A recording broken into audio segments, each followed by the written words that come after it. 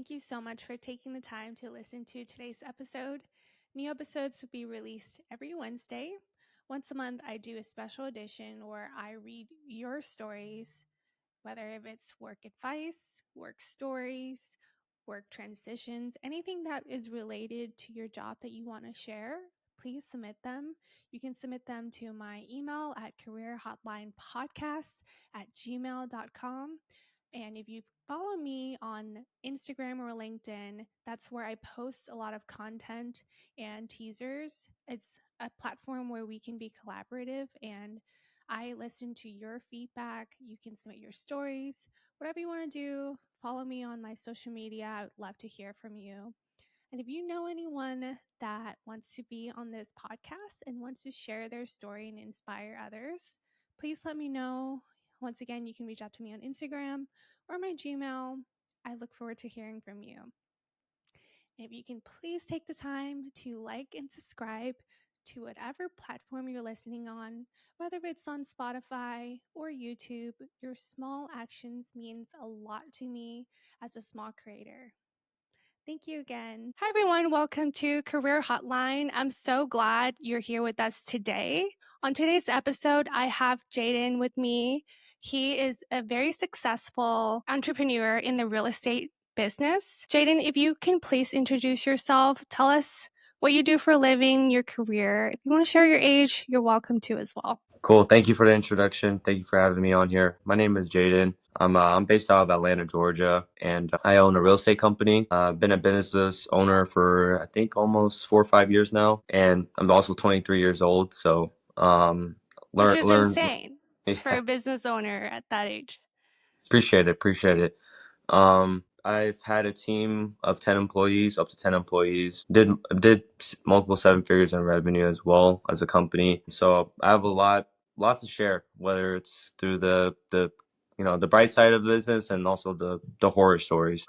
So what age were you when you first started in the real estate industry? I was 18. I was still a senior in high school, and this is when COVID happened. Like everyone in my class had virtual day, literally the whole school. I'm also one of the only classes ever to have a virtual graduation, which also sucked. That's crazy. Yeah, basically I've been in the business for since I was 18. I worked for a startup company at 18 years old while I was in school, and that's what gave me and my business partner the idea to start our own business shortly after.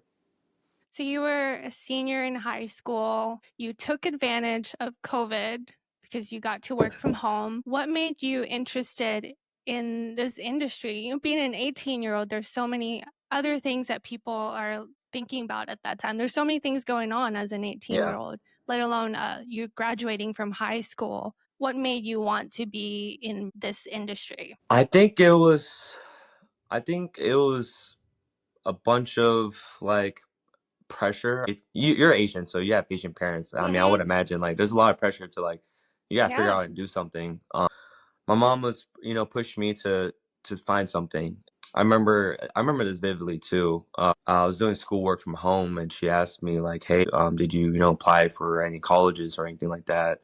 And I didn't. I started like the process kind of, but I was just like, I don't know if this is for me.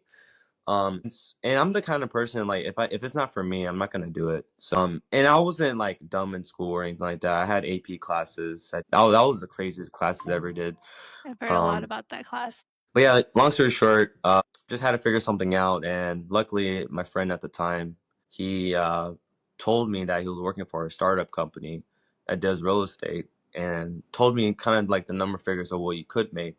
So I was just like, man, I mean, if I'm gonna be making that kind of money kind of starting now, it's just like it's a no-brainer to I guess invest the time and learn the knowledge and skill sets required to at least be decently successful in the industry. So that's kind of what made me get into it. And this friend went to school with you. He was in your class? Yeah, he was a grade above me, but since I transferred school systems, so I came from North Carolina to Georgia. So I had like honors history. So since I took honors history as a freshman, they put me into U.S. history. So I was a sophomore with junior class in a junior class. So that's how I met him. So We were he's in a the same grade class. above Yeah, you we were in the same technically. class. Yeah, and then I think one of these days, and this friend I'm talking about is also my business partner to this day. We're walking to the bus or something like that, and he has like this. If you ever met, his name is Thomas. You'll hear his name a lot in the story, but Mhm. like he has this like signature walk where like when he walks with his book bag on, he holds both straps like this Yes. and like walks like super Is it slow. because it's heavy? No, he's like I The think he's just books? trying to flex his forearm because he's just started working out, and Love I ended that. up seeing him at the local gym, Mhm. and he was pretty. He had a good size, so I was just like, dude, I think I came up to him. I was like, yo, we should work out together or something like that, Mhm. So and that's that's how you basically started yeah, working that's how our out. friendship started. Yeah. Okay. So you met Thomas during that time in class. You started at the gym Yeah. and then you progressed your friendship into working at this job together for the first time. Tell us more about the job that you got. It was a startup company. It was in Sandy Springs near the Kings and Queens Towers. Mhm. And it was actually ran by this really young kid. He was like 17, 16 years old at the What? time. Yeah. But his parents had money. So Okay. and I'm not trying to take away from his success at all or anything like that. Mhm. But yeah, he was backed. He was covered. So he had a lot of ideas on what he wanted to do within the company, Mhm. but he was borderline starting from scratch. And when you have me and Thomas working for him for free, since it's a startup company, there's no revenue coming in or anything like that, so we Yeah. had to work for free. He had this idea to start a wholesale real estate company, and he had partners previously, and then it was just him. We were basically starting everything from the ground up. So setting up the system. So there's like a call system. It used to be called Zen Call. I think it's called like Ready Call now or something like that, Ready Mode. But we started off with that, and we would pull um, a list of records of like people that are in like stress houses, and we would cold call them, and just every day, just like 300 dials a day, just like, hey, are you interested in selling a house? Hey, are you interested in selling a house? What he did was wholesale real estate marketing. Mhm. People say it's real estate. Some people call it real It's more of a marketing company. I think Okay. I think to really say you're in real estate, you have to be either purchasing real estate or something along the lines that actually has to do with real estate. But real estate is a part of the product of the Mhm. sale aspect. When you started there, you were 18. You were there with Thomas. What got you into leaving and then starting your own branch career? Yeah, so we actually wanted to stay. There was a Mhm. lot of like promises. We genuinely wanted to stay, but it was the way we were treated. There was one time I overheard. I walked right before I walked into the office, and it's a really small office. It's like 100 square foot office in Sandy Springs. It's really nice though, Were you like shoulder to shoulder? almost Yeah. basically, and you can hear your whoever is next to you on the phone as well. Wow. So it was like the tightest sales floor you can think of, and we're just like Yeah. nonstop people talking on the phone. But yeah, it's just the way we're treated. And this one story, I really vividly remember this. I think we're on lunch, and I overheard my boss, who's the owner of the company, say like, "Hey, this guy will never be good at sales," and he was referencing me. And to hear that, like you hear your superior like say that behind the scenes, and not like try to help you get better at sales, was like it drove me to get better because I was an Mhm. introvert. Like I wasn't really good at sales. You were Yeah. young, Jaden. And it takes people forever to learn how to talk in sales. And Yeah. sometimes, yes, it comes naturally, but if you're calling this many people and you're 18 years old, I think that person should have given you grace and Yeah. train you instead of saying that. So I'm sorry you went through Yeah. that, but No, that's all good. go But I on. appreciate it. Yeah, it's all good now. Obviously it paid off, but Mhm. that was like first of many. Like there's times where like he'd be late like 3, 4 hours, and we would have already been busting phone calls for 3, 4 hours before he would come in the office. And we Oh my lived in goodness. Sandy Yeah. Springs and Buford, Mhm. Georgia, That's far. 285. That's like an hour and a half drive. Yeah.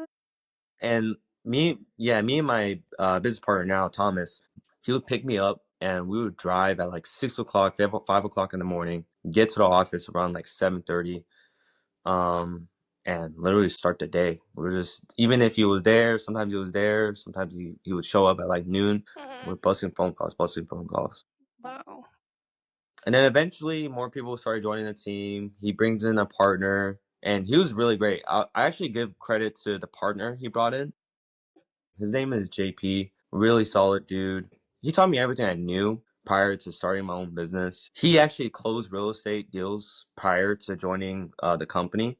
And he helped me with my calls. He helped me with the mindset. I think, yeah. And then one of the first properties I got under contract, we did like a property walkthrough, like in person, and I met the sellers, and JP was with me. JP helped me get the contract signed, and it was beautiful. And like ever since from there, it built my confidence to like become better at sales. I actually ended up being the best salesperson at that company for that year right before I left. I closed most. I actually I don't want to toot my own horn, but I'm the reason why that company like stayed alive because I was closing deals. We made a plan like a month before leaving. We was close as many deals and make as much money as we can.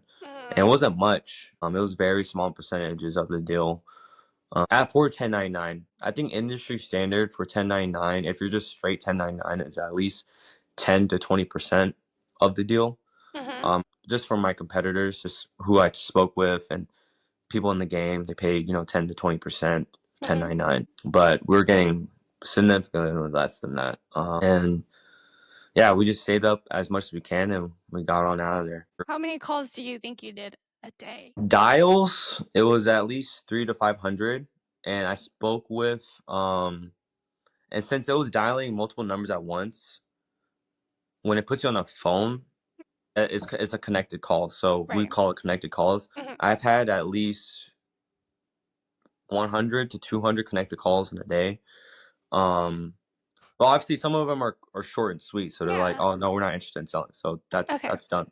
So as far as like conversations, I'd probably get like 10 to 20. And then as far as leads, and how we qualify a lead is they're motivated to sell, they have an asking price, they're able to say condition and timeline. So that's how we qualify the lead. So I'll get around 2 to 3 leads a day. So let's talk about when you left. When you left the company, did you right away knew that you were going to start your own company? What was that transition like? It was like the most beautiful transition because we didn't know what to do, but we did everything in our power to figure out how. But the first thing we did after we left the company, I think not even a week later, we went to the Florida Keys, and to go fishing. You got And some time off. yeah, it was like literally a last minute fishing trip, and I think we had a budget for like a couple $100 for that trip. So we camped. We actually slept in the car the first night. We were there. It's a 12, 13-hour drive from Atlanta too. So you were in the car for 13 hours and Yeah. you slept in the car too Yeah, when you're done we fishing. slept in the car. We slept in the car. Wow. And then we found there's a place called Big Pine Key, and you could tent. So we went there after, and we had a tent, and we just fished. And we caught a lot of fish on that trip. It was awesome. We caught sharks, jack balls, everything. That's the first thing we did, and then we came back. We just locked in, and we just started putting things together. We created the LLC. We got the taxi IN, which that all takes like 5-10 minutes. And then we went to Chase, created a checkings account, business checking account, and they just asked for your business operating agreement, all that stuff. So once we had that, go ahead. How did you come up with the name? Can you share the name? Yeah, it's called Divestic Ventures. So we're like, me and Thomas, we were at a coffee shop, like, what name can we come up with? Yeah. And we had the intent of coming up with a name to where it become brandable. With the name, we're like on a name generator. Like, we were just trying to figure out what to put. So we're just putting in different keywords, and we got like partial of the word. We came up with divestic, and what stems from the name of that word is or the name of the company is diversity. So not just diversity, it's like ethnicity and stuff like that. At our peak, when we had a big team, it was a diverse team, and we had people all different race, colors, personalities, all that stuff. So that's how you found your company name. You filed all the paperwork. And what was that process like when you started out? Walk me through your first months. We just felt like we couldn't be at our parents' house and do this. We just wanted to be really locked in. So the first thing we did, we started applying to apartments. And since it's COVID, a lot of these apartments were having troubles getting people in Oh, so it's at a the great time. time. You Great had, time, right? yeah, you probably had incentives. Yeah, they gave like first month free and stuff like that. They That's still lovely. do for a lot of the apartments around here, but they just built these new apartments near the Mall of Georgia, if you're familiar with that area. They built these new apartments near the Mall of Georgia, and I don't know how, but we were able to get it. My business partner, he had good credit, so they pulled his credit and I co-signed on the lease as well. And then we were able to show like pay stubs from the company we worked for previously, and they approved us. So no money coming in. We had enough saved up for I think 2 months worth of rent. So we basically had like a That's plan. risky. Yeah, we basically had a plan. If we don't make this happen in two Mm-hmm. months, like we should be doing something else basically. Yeah. Wow. So we kind of gave that pressure to ourselves, or challenge. Mhm. We ended up closing our first deal, I think within the first 30 days. Nice. It was a really great deal, and it really kickstarted everything. Do you want to Um, share your first deal? yeah, I remember it. Mm-hmm. I think everything happens for a reason. So the house number is the same house number as my mom's house number. It was 212 Joseph E. Lowery Boulevard in Atlanta. We closed on it in 2021, I believe. And we got that house under contract. And the reason why we won out on that contract was the sellers were behind on taxes, on property taxes. So they had slightly higher offers than us, but since their pain point was being behind on taxes, we were able to cover the property taxes prior to closing to get it upstanding to where they feel like we were kind of catering to their needs, which we were, and we were able to get the deal in the contract and then find an investor for it and close it within 30 days. So are you taking the listing, flipping it to your company, and then selling it? Close. It's all these properties are primarily off-market transactions. So on-market transactions is listed properties with an agent, but since it's off-market, it's not a listing per se, but we're contracting it at a price, and then our margin is how much we contract it for and how much we sell it for. So that's like whatever the difference is, that's how much we made. Do you want to share how much you made on your first deal? It was 30K. It was 30K. Wow. That's Yeah. amazing. So now you have way more than double. I mean, way more than 2 months of rent. Yeah, way in more than 2 profit. months worth of rent. But I mean, there was a lot of learning errors. I mentioned Thomas, who's my partner to Yeah. this day, but we had another partner who was Had. had another partner. So we were so young, we didn't know how to structure like partnerships and stuff like that. Yeah. And profit. That's when we really started learning. So after we started closing like I think 2 or 3 more deals, things got shaky between. So me and Thomas are together. Things got shaky between our group and the other partner. Okay. And we had people working for us at the time, 1099, and these are all kids that like believed in our company. And some of those people ended up working with our company for 2 to 3 years actually. So we actually had very low turnover. But yeah, long story short, with this other partner, he was treating our people within our company like just treating them like crap and didn't really show up and was going on like a lot of vacation. Wasn't Like really the involved. contribution wasn't the same as Yeah, what you and exactly. Thomas was putting. Yeah, he basically talked his way into a partnership. And we were just like so young and like, oh, we're gonna all run it up together. But me and Thomas put together the company while he was in California. He was in a lifestyle. He had just doing all this hectic stuff in California and then flying back and then working and then flying out. And then we had to remove him from our company. And since he was part of our company on paper, we had to do a company payout, and we were able to agree to a payout that was fair. But after that payout, it put our company back to zero. Yeah. Imagine you make that first 30K and you're like, oh, we're good. Like, expenses are covered, marketing's covered. We were always like, business over us first. So we always put the business first. So we were never like, oh, we close this amount, we're gonna go ahead and start going crazy. But that's not how it worked. But we paid out the old partner, and that put us back to ground zero. So we had to like climb up again. And then those next 6 months, we were able to close like I think $200,000 to $300,000 worth of deals our first year in business. Okay, so This you is were just already working from home. profiting the Yeah, we first were year. already profiting. Yeah. Let's back that up a little bit. When you were terminating your relationship with the third partner, Yes. what was that conversation like? Was it a mutual agreement? Was there a lot of struggles? It was immaturity, a lot of immaturity, I think, and we're honestly super glad we got him off because you really find someone's true colors in situations like that. And just imagine if that didn't go that way. Imagine they become your partner for 2-3 years. Now you don't even know this whole side of them that you'll never see. He was that partner. That partner was very high in as far as ego, just very high in ego. Okay. He really felt like he was challenged, and it was just a lot of flaunting. And a background on him as a partner, his dad was an NFL. So that's how he was able to Yeah, he live. was well off, and Okay. I can't say another part of him, but he was pretty famous as a kid, kind of too as well. He was pretty well known with another kid, and this kid was well known in Georgia. He has like millions of followers on Instagram, stuff like that. So he was associated with that group, which is crazy. When you do a payout, you have to like sign like a payoff agreement. You have to get that notarized, and he had to Right. sign off. And So collect we met at signatures. UPS. We Oh. drove all the way over to where he lived, that area, and it's in Alpharetta. Buford, Alpharetta is like 45, 50 minutes. We drove all the way over there.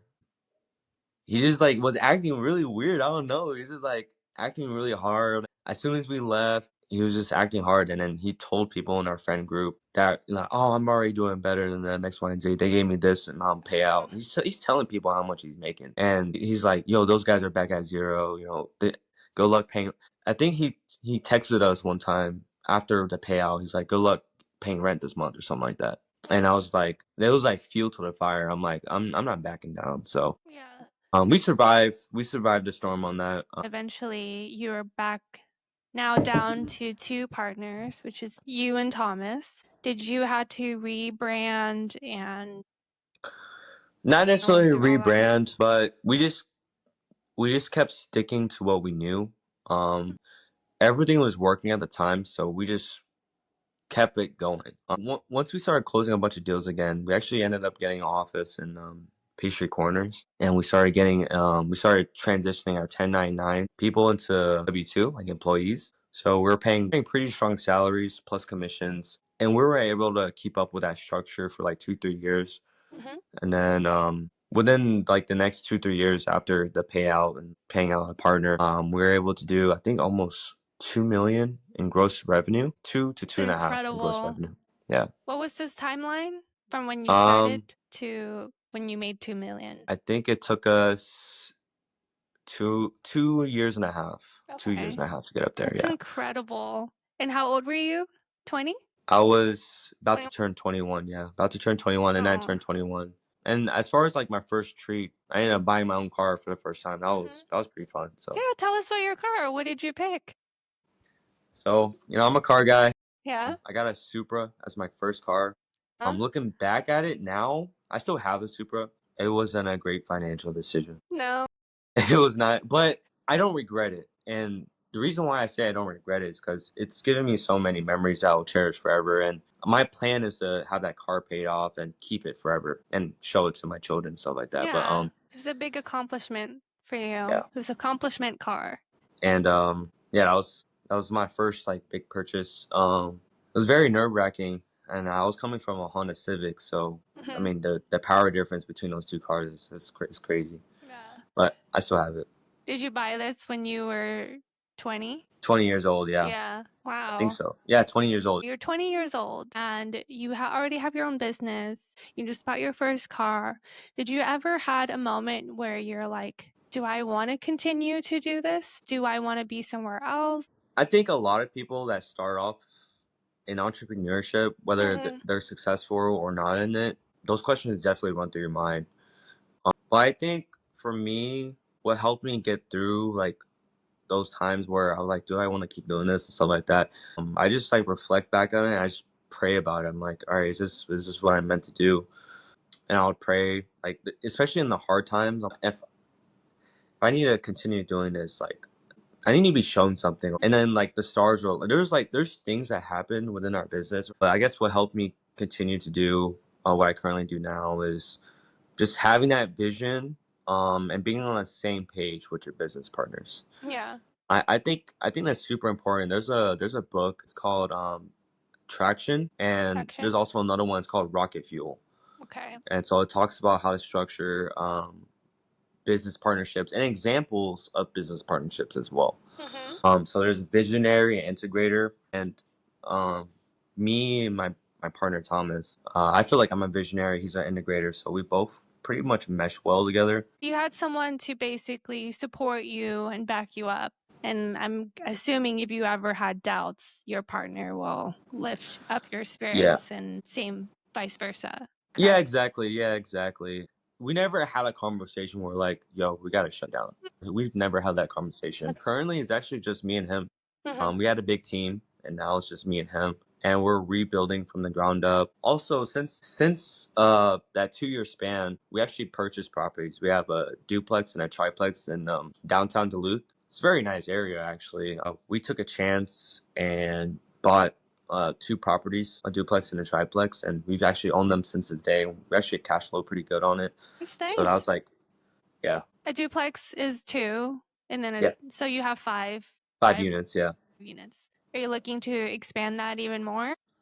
For sure, for sure. As a business, we were able to add a bunch of different strategies we can do. So Yeah. wholesale real estate's one of them. Real estate acquisitions, like actually purchasing properties and holding them, is another strategy we do now. And another strategy is we actually built relationships over the years with funding partners to where we can buy properties and hold them, actually like buy them, like purchase them. And it's a term in real estate. It's called wholesale. So we can put them back on the market or clean up the property real quick and put it back on the market and make really good margins on that. Okay. We have funding partners that are willing to fund our transactions too as well. Your company's been around for 4.5 years, and you have obviously made over millions. You have 5 complex that you manage. You have investors. It just seems like you're doing really well for yourself. And once again, you're only 23, right? Yeah, only 23, yeah. You have so many endless possibilities ahead of you. What's your typical routine when you do work in an office? First thing I do is just go through the emails. I'll see what I got for today. I'm also helping with closing transactions. I have to coordinate that, so I have to get sellers to fill out certain stuff, get buyers to fill out certain stuff, and transactions. So I just gotta make sure I'm on top of that. That's like the first thing I do. And then I go through our pipeline, call of our leads in our pipeline, and make offers. Okay. And my business partner Thomas, he's responsible for selling properties. He's also acquiring properties as well himself. We're kind of just both wearing multiple hats. But yeah, as far as our day to day, I'm just, if I'm not, going through my emails, helping sellers and buyers out, I'm on the phones and talking to them, seeing what their needs are, and if our offer works with them, we can get a closing. You mentioned that you used to have employees, and then now it's just you and Thomas, correct? Yeah. So this is like the not so fun side of business. Yeah. And actually very stressful. We had a big team, but we weren't doing numbers. But every month, this is why gross versus net is very, very important. When if someone says, "Hey, I grossed 2 million," if you're gonna, you don't know you don't know how much they actually made. So if they say I net 2 million, that's a different story. But if someone says I gross 2 million, what if your expenses at 80%? Then you really only made $200,000 for a year as a business. Yeah. So for us, I can't really share the numbers, but we weren't really profiting as a business, and most of our team members weren't performing up to the capacity they're supposed to be. And it made it harder for the others that were. We ended up buying an office in Buford, so our expenses kept raising up a little bit, and we just got to a point where like it's either we gotta let some people go or it's not gonna look good. So unfortunately, we had to let some people go. That's what we started off with, and then afterwards, we had to switch those people that were on W-2 to 1099. And obviously, we had that conversation. We're like, this is what's going on. If you want to stay, yeah. If you want to stay, you can. But if it doesn't work for you, we totally understand. The remaining people that we switched over from W-2 to 1099, they ended up being burnt after 2-3 months, which is I totally understand. I totally get it. And when they told us like, hey, we want to find something new, Totally understand. One of my guys that left, he actually was with us for pretty much the whole tenure when we started, and we actually got him a Rolex too. We got him a Rolex for his performance. He was one of our top performers at our company. And that was tough for me. I mean, to be in an office where you had a lot of time invested into these people, and it's hard. It's hard being the boss. It's not easy, like to manage people and to show up for them and be leaders. That can get draining. And I think for me as an employer, business owner, I really struggled with like accountability, and I was very lenient. That was kind of the buildup. When it was time to stop being that really nice guy, it was like kind of new language for them. It was hard, nonetheless. We started again. This is our pretty much our third time, but we have a vision. We know what we need to do to get things up and running. I never wanted to be the kind of guy to tell you to do something and not be able to do it myself. So I'm a really big believer of like, all right, if I'm gonna build a team again, I have to be good at what I do. This is a blessing in disguise. It gave me an opportunity to get better at my craft But also and better really as a leader exactly, yeah, for other people. yeah. And in my opinion, I feel like we treated our team members too good. We're paying for haircuts. We would buy What? meals for them every Monday. Yeah, we'd buy like we would go on Amazing. DoorDash, and like every Monday we had a thing where like you Creative. guys can order whatever you want. We'll all decide on the team what we want to eat together and order what you want. That was like $2,000-3,000 a month in food, and we pay for You're haircuts. We generous.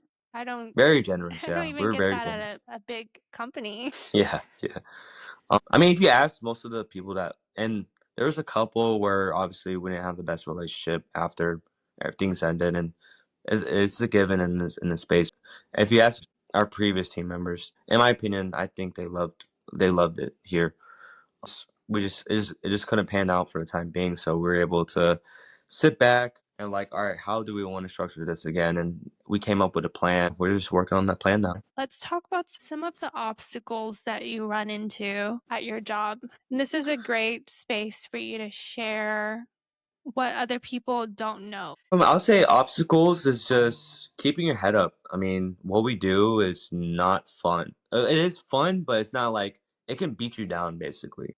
You deal with no's, you deal with people, but how I channel that to a positive side, I look at it as if I'm serving people. I'm catering to their needs, and whoever buys this property, right? The investor is gonna flip the property, renovate it to the T, and put a family in there. There's gonna be a family that's gonna be living in that property, and the area gets better as or as more properties, and it helps increase values for neighborhoods, right? If a property gets sold, gets flipped, guess what?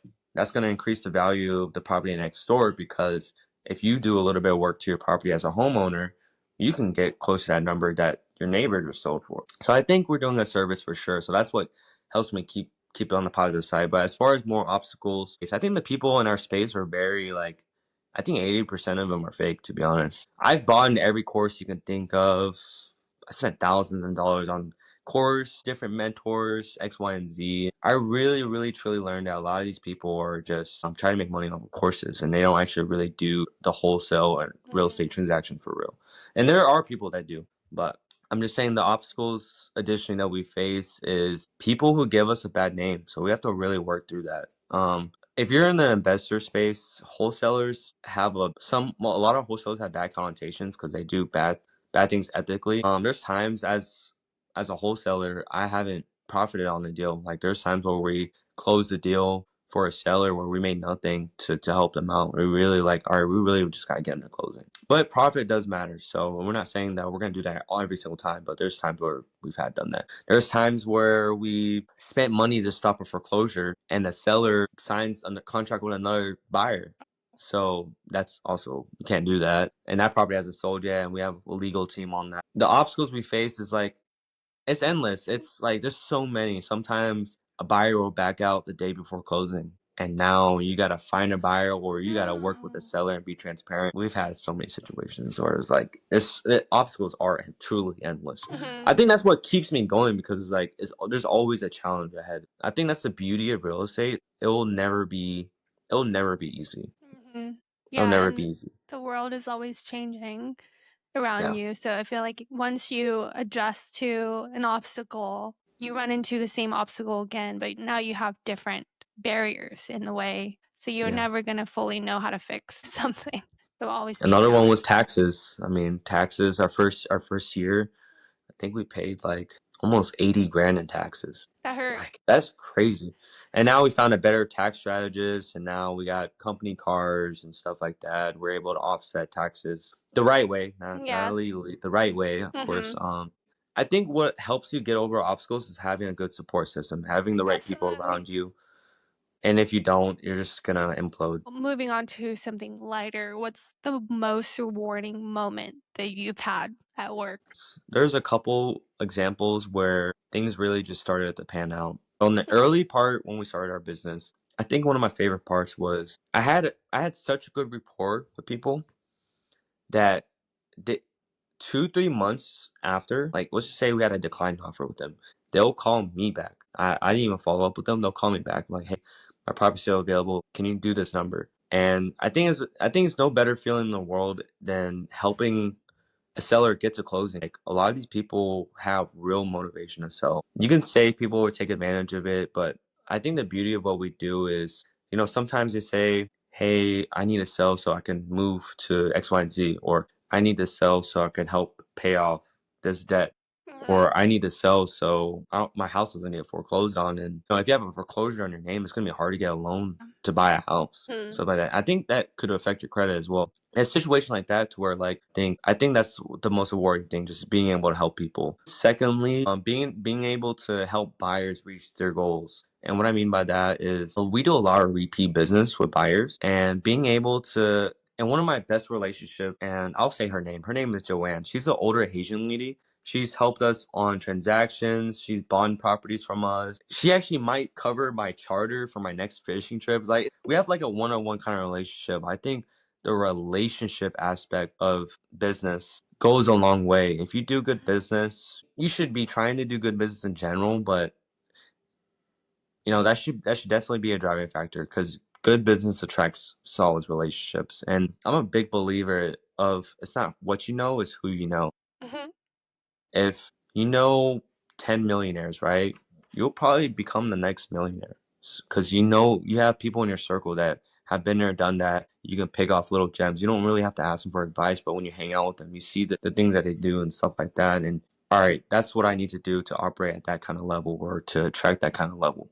And if you look at any successful person, it's they don't even have to be the most talented person. They just could know how to talk to people. And I've had people work with us on deals, and we were a lower offer. Like there's times where I was a lower offer on deal. Like I shouldn't have been the person you chose to work with.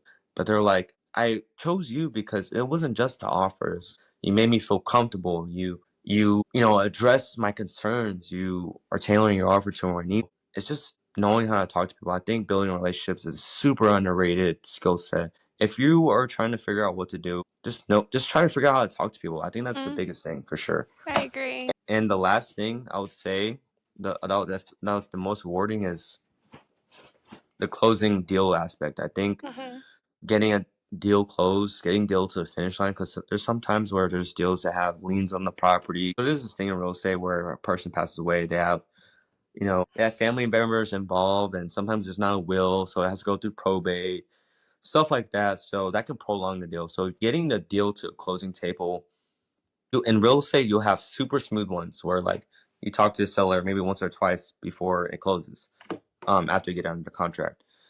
And there's times where you have to make over 100 phone calls to get it to a closing table, and we had to do that multiple times. So I think that's the most rewarding, because just because you got on a contract doesn't mean it'll close. A deal is never a deal unless it closes. So you can have a 100K deal that's gonna make you $100,000, but if it doesn't close, you have not made 100,000. Yeah, you haven't made anything. Exactly. So I would say that was the most rewarding thing. If you could change one thing about your job, what would it be? I don't know if this is wishful thinking, but maybe increase the barrier of entry. But that would be kind of hypocritical for me to say, because since the barrier of entry is so low, that's how I was able to get into this business. But the only reason why I mentioned that is because there's a lot of people that, and this is not the people that are trying it, it's their fault, it's the people that are teaching it. There's a lot of these guys are really pushing programs and courses. You'll see this in every industry, whether it's Amazon FBA, e-commerce. Oh yeah, I see them all over social media. You see it all over social media, They're and like a lot of flexing those guys their are, cars or yeah, private jets. a lot of those guys aren't doing numbers like that, because if you're doing numbers like that, why the hell are you selling a course to make pennies, right? As a business owner.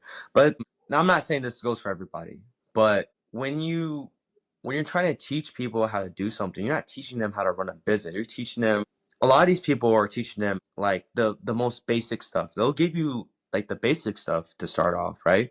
But they don't teach you how to, all right, this is how you gotta, file your taxes, right? And you gotta have your LLC. They're not going through the whole list, right? Really?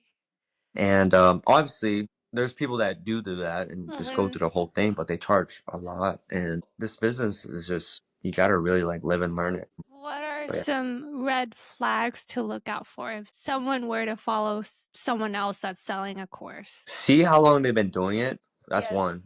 See how Okay. long they've been doing it. And it's really tough because they're really good at selling. Those show the numbers that they're doing. It's like, all right, if he's doing those numbers, I can do those numbers.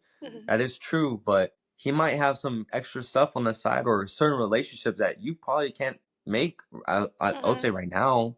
You can definitely make them in the future, but there's relationships that these guys have that you just don't have. It's gonna be really tough to hit that certain. You're not going to start out making the same as someone that's been doing this for 10 years. The red flags is one to look out for how many years they've been doing this. Do you have another? This is a big one. If someone's truly trying to help you and grow in your business, see how that course is structured. Is it a big group? Is it a big school? Because if it's a really, really big group, then chances are that it's a very entry level like course and it's very affordable, right? So if it's very affordable, yes, they give enough information. I guess just red flags, just talk to people that are within their course academy and see results that they're getting. Not if they look great or whatever, look for the result aspect, right? And just make sure you do your proper due diligence. I would just maybe talk to people that are in the group, right? Or people that are formerly in the group. I think that really speaks volumes. If you're able to reach out to somebody and they can be honest and not give a biased opinion about their experience over there, I think that should be able to tell you. Is there something about your career that people wouldn't expect? Our business is super cutthroat. I'm gonna get very specific in terms. So we call this cash conversion cycle. So it's basically from when a lead comes in to it's contracted to closing, right? The average cash conversion cycle in a wholesale real estate industry is probably like 40 to 60 days. Okay. So when you get a lead on a contract or you're putting the building blocks to get a lead on a contract, right? And to closing, that can take 60 days. Well, a lot of people think all of this can happen overnight. No, when you start in this business, you might not even see results until 6 months or to a year. Wow. That's why I want to explain to people that in this space, I think a lot of this space, not even just applicable to real estate, it will never be easy, but you just gotta stick with it. And I think I'm living proof. And I didn't see results until fifth month of the startup. I didn't see my first deal close till like the fifth or sixth month. And then the apartment, obviously, starting our own business, like you won't see results right away. But it's the building blocks, it's the steps that you take towards there that's really big. Expect to not be as successful and be patient, but it will come eventually if you work hard. Yeah. Right? If you continue. Be optimistic, but be patient. Mm-hmm. Just know that it's never easy. And if it was easy, Everyone would be doing it. exactly, right? Absolutely. So I think just having that chip on your shoulder, you just gotta stick with it. I think a lot of the people that I've seen in the space that are successful, they just stick with it. And just knowing that you won't profit first. And starting off, just always put the business first. Just always put the business first and go. What advice would you give to someone that wants to be in wholesale real estate today? I'd say the absolute best way is to find a wholesale real estate company that's really doing numbers. I don't know, they might have you sign an NCNDA. It depends, but either work at a business or talk to somebody that does it. Okay. But the reason why I say work at a business that does what you're trying to do is you can learn from what they're doing, and also you can also learn from what they're doing wrong. And I think the nature of 90% of businesses is bringing solutions to problems. I think just gaining that knowledge, you can either start it off that way, or YouTube has a lot of information. Now, is everything on YouTube right? No, but there's definitely a lot of gems. If you treat learning a business as if you were in college, right? Because college will teach you how to run a business, but when you try to start off in running a business, how much are you investing your time to learn that business specifically? So I think if you just spend time with YouTube, that's how I started off. Spend your time with YouTube and really watch all the high level people. Watch how they're doing it. Try to find similarities, consistencies. If you can identify consistencies within a business, if that's working, it's probably going to work for you. So I think just doing that and just doubling down on the internet. I mean, the internet has so much information, vast You have all information. the resources in front of you. You're a business owner. You've probably done interviews. What interviewing advice would you give to someone that's trying to get a sales role or whatever role that they're interested in? I would say it's easier said than done, but don't be nervous. Just be yourself. And I'd say a really great way to get better at just knowing how to talk to people. When you go to a restaurant, right? You know how a waitress or waiter comes up to you and they're like, "Oh, how you doing? Hey, can I help you?" Like, try to break the ice. Try to start conversations with people like them. Okay. Give compliments to people, stuff like that. Just make people feel good about themselves. I'm not saying being a people pleaser, but I don't think that's people just, pleasing. oh yeah, for sure, No. for sure. That's a good advice though, like trying to break the ice with random strangers. Yeah. I mean, if you ever hung out with me, and my business partner could attest for me all the time, or even family members, anytime I'm out and about, I'm always trying to talk to people.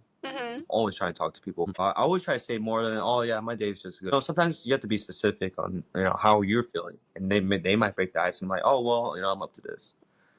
So That's a really great advice. When you are interviewing someone, what type of questions would you ask them? I asked them their why. I think their why, there's what their makeup is definitely really good.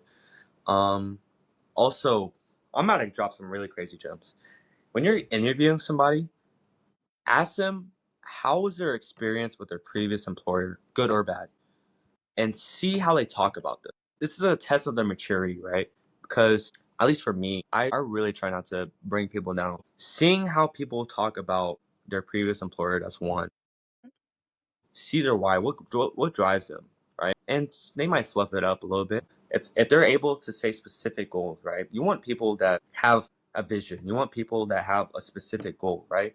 Because as an employer or a business owner, you want people that have those kind of goals to where you could fill in for them. Like, hey, when you work with me, I work for you. My goal is to help you reach those goals. And I think that was a big struggle with some of the people that were at my company is they had goals, but I feel like some of their work ethic didn't reflect the goals that they had written down. So when I used to do one-on-ones, well, I used to meet with them one-on-one and just check with them on their goals, right? And you can just really tell if someone's like working towards it or not. Yeah, I've never heard of that one before, and I think that's a great advice. And it makes me think of what I've said in the past. If you're listening, think about that question and what you would say, because that's very important. You want to keep a positive light, because every single challenges that you went through in the past, you went through it and you're a better person coming out of it. So there's always going to be something that you've learned, and I think you should focus on that more than the problem itself. Jaden, what do you want to be when you grow up?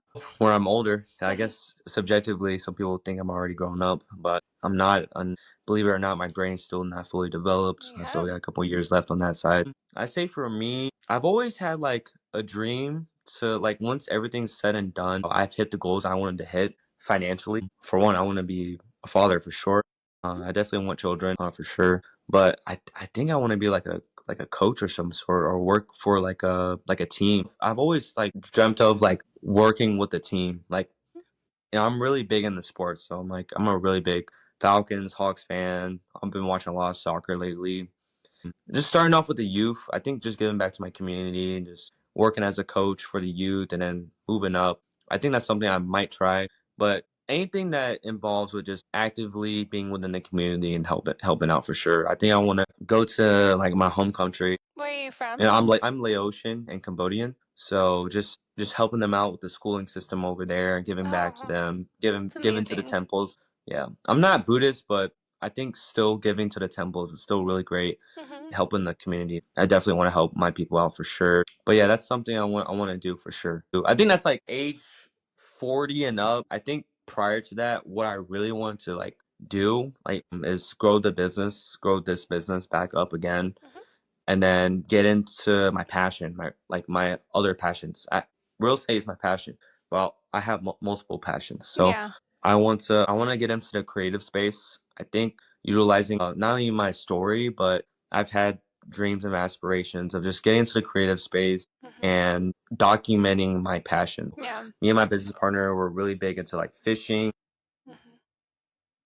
sports cars, and just the workout stuff. So I think just being a great example of like for the younger generation. So try to be in the creative space where like you can try this, you can try to become entrepreneur or not. That's totally fine. Or but the biggest thing is trying. I love how you are able to manage all your different hobbies and all of the different functions of the business, having a career and a life. And I feel like a lot of people miss out on that. Yeah. So it's really nice to see that you're enjoying all of that. Don't be afraid to it. You ever watch The Bear?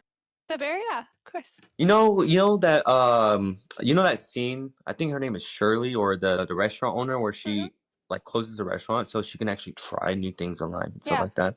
The reason why she did that was because she never like enjoyed life like outside of the restaurant. So I think Hmm. whether you're a business owner or not, definitely work towards leisure time or definitely set time for yourself because you don't want to burn out. But yeah, as far as managing all those different hobbies, it is hard. Like there's some days I'm like, damn, I want the day to myself. Like I don't want to do anything today. But Hmm. I think that's just another driving factor for me to just like, all right, I need to work harder to get close to a point to where I can spend more days with myself. Well, thank you, Jaden, for coming on today's podcast. Your story is very inspiring, and I Thank you. hope this helps other people out there, whether if it's just advice on starting a business or if someone just wants to be in this industry. But I also want to say I appreciate you having me on. I feel pretty honored. I don't really get invited to podcast often, so it was Yay. actually a challenge for me. I was like, I have to put myself out there, Yeah. and I appreciate you giving me a platform. I'm so glad you came. For those of you that are listening, I hope that we get to check in a year later from now and see what your progress is. I know you have a lot of ventures set in mind, so it'd be really cool to see where you are in a year. So we'll keep Thank in you. touch. Thank you, Bo. All right, everyone. Well, thanks for watching, and I hope you have a great day. Bye. See you guys.